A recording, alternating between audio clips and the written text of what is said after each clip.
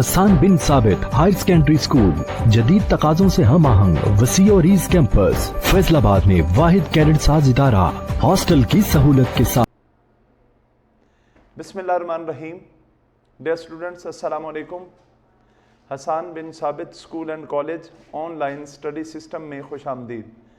Dear students, आज हम अपने अगले सबक की जानिब चलते हैं।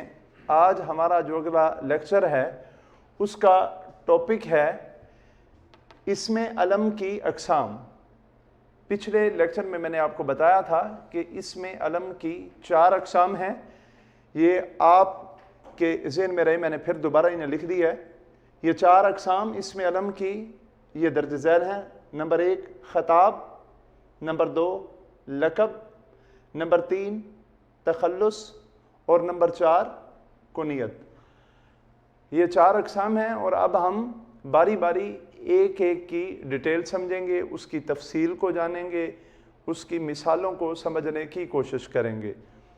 तो डियर स्टूडेंट्स, इसमें अलम की जो पहली किस्म है वो है ख़ताब। अब देखते हैं ख़ताब किसे कहते हैं। देखें, पहले मैं आपको समझाता हूँ, फिर आप इस डेफिनेशन को पढ़िएगा, आपको समझने में थोड़ी आसानी होगी।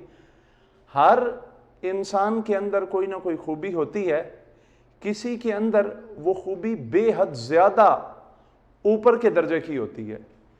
अगर किसी इंसान के अंदर कोई अच्छी खूबी है और वो खूबी इस हद तक है कि उससे हुकूमत वक्त मुतासिर हो जाए और उस खूबी की वजह से उस दौर की हुकूमत उसे कोई ख़ास नाम दे दे, तो वो नाम जो हुकूमत किसी शख्स को देती है उसकी खूबी की वजह से वो ख़ताब कहलाता है। यहां पर आप तारीफ में देखें, किसी शख्स को खूबी की बिना पर हुकूमत की तरफ से मिलने वाला नाम, यानी किसी इंसान में कोई खूबी हो, उस खूबी की वजह से हुकूमत वक्त जो हुकूमत है वो उसे कोई नाम दे दे, तो वो उस शख्स का ख़ताब कहलाता है। अब आप मिसालों से समझें। मिसालें इसकी 2 हमने यहां पर लिखी हैं। नंबर 1 शम्सुल उलमा और रुस्तम ज़मा।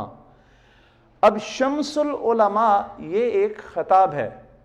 जब बरे सगीर में अंग्रेज़ों की हुकूमत थी तो उस दौर में जो शख्स बहुत बड़ा साहिब इल्म होता था, बड़े आला दर्जे के ऊपर फायज होता था, उसे शम्सुल उलमा का खिताब दिया जाता था। बहुत बड़े साहिब इल्म इंसान को शम्सुल उलमा का खिताब दिया जाता था। तो ये शम्सुल उलमा, क्योंकि ये हुकूमत की तरफ से मिलता था, तो ये खिताब कहलाता था। इसी तरह से दूसरा है रुस्तम ज़मा। ये रुस्तम ज़मा का भी खिताब हुकूमत की तरफ से मिलता था और ये पूरे मुल्क में जो बहादुर तरीन इंसान होता था, बहुत बड़ा पहलवान, उसको ये खिताब हुकूमत की तरफ से दिया जाता था। तो बहुत बड़े साहिब इल्म को हुकूमत की तरफ से मिलने वाला खिताब शम्सुल उलमा था और इसी तरह बहुत बड़े पहलवान या बहादुर इंसान को रुस्तम ज़मा। ये दोनों खिताब हैं जो हुकूमत वक्त की तरफ से दिए जाते थे। अब हम आते हैं, खिताब आपको समझ आ गया कि किसी इंसान में खूबी की वजह से हुकूमत की तरफ से मिलने वाला नाम। अब आ जाएं लक़ब। लक़ब क्या है? देखें, इंसान के अंदर खूबी होती है, वो खूबी हुकूमत को चाहे पसंद आए या ना आए, लेकिन उस शख्स की जो कौम है, जिन लोगों के अंदर वो रहता है, उन लोगों को वो खूबी पसंद आ जाए, तो उस शख्स की जो कौम होती है वो कौम उसे कोई ख़ास नाम दे देती है। यानी किसी शख्स को खूबी की बिना पर कौम की तरफ से मिलने वाला नाम।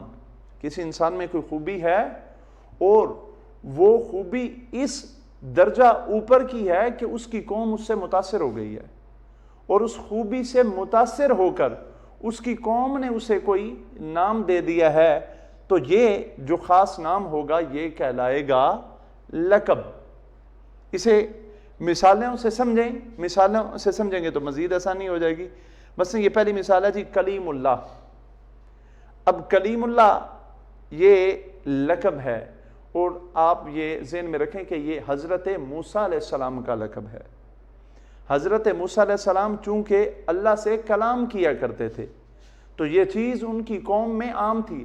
ہر قوم کے فرد کو پتہ تھا کہ موسیٰ علیہ السلام اللہ سے کلام کرتے ہیں, تو وہ موسیٰ علیہ السلام کو جب بھی پکارتے تھے عموماً وہ موسیٰ علیہ السلام کہنے کی بجائے وہ کلیم اللہ بھی کہہ دیا کرتے تھے. تو آپ اپنی قوم کے اندر کلیم اللہ یعنی اللہ سے کلام کرنے والا اس نام سے مشہور تھے. تو کیونکہ یہ نام آپ کو آپ کی قوم نے دیا تھا, اس وجہ سے آپ کو کلیم اللہ کہا جاتا ہے. اور لفظ کلیم اللہ اب کیا ہے؟ لقب ہے. کس کا؟ حضرت موسیٰ علیہ السلام کا. دوسری مثال دیکھیں, سید الشہداء. سید الشہداء اس کا مطلب ہے شہیدوں کا سردار. ڈیئر اسٹوڈنٹس, نبی کریم صلی اللہ علیہ وسلم کے عظیم چچا حضرت سیدنا امیر حمزہ, آپ جنگ بدر میں آپ نے بہادری کے جوہر دکھائے, اور اس سے اگلے سال آپ جنگ احد کے اندر, احد کے میدان میں آپ نے بڑی عظیم شہادت حاصل کی. اس شہادت سے متاثر ہو کر اس وقت کے لوگوں نے, اس وقت کے جو نبی کریم صلی اللہ علیہ وسلم کے صحابہ تھے, آپ کی شہادت سے متاثر ہو کر آپ کو ایک لقب دیا. وہ کیا؟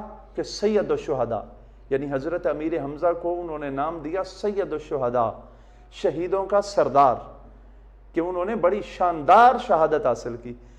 تو یہ سید الشہداء کا لفظ بھی حضرت امیر حمزہ کے لیے آپ کی قوم نے استعمال کیا. تو قوم کی طرف سے ملنے والا یہ جو نام ہے یہ کہلائے گا لقب. اور اسی طرح سے اب یہ دیکھیں آخری مثال, قائد اعظم. یہ ہمارے فاؤنڈنگ فادر بانی پاکستان حضرت محمد علی جناح رحمۃ اللہ علیہ, ان کو ان کی قوم نے دیا. جب برِ صغیر کے مسلمانوں کے پاس کوئی لیڈرشپ نہیں تھی تو اس وقت قائد اعظم یعنی جن کا اصل نام محمد علی جناح تھا, انہوں نے کیونکہ قوم کو لیڈ کیا اور قوم کو سنبھالا اور اس طرح لے کر چلے کہ وہ آزادی تک اپنی قوم کو لے کر گئے, تو قوم نے آپ کی صلاحیتوں سے, آپ کی خوبیوں سے متاثر ہو کر آپ کو قائد اعظم کا لقب دیا. یعنی قائد اعظم سب سے بڑا لیڈر, اپنے وقت کا سب سے بڑا لیڈر. تو قائد اعظم, کیونکہ قائد اعظم محمد علی جناح کو یہ نام ان کی قوم نے دیا تو یہ کہلایا لقب. تو ڈیئر اسٹوڈنٹس, جو حکومت کی طرف سے نام ملے وہ ہیں خطاب, اور جو قوم کی طرف سے ملے وہ ہیں لقب. تو یہ اب آپ کو خطاب اور لقب ان دو چیزوں کی سمجھ آ گئی.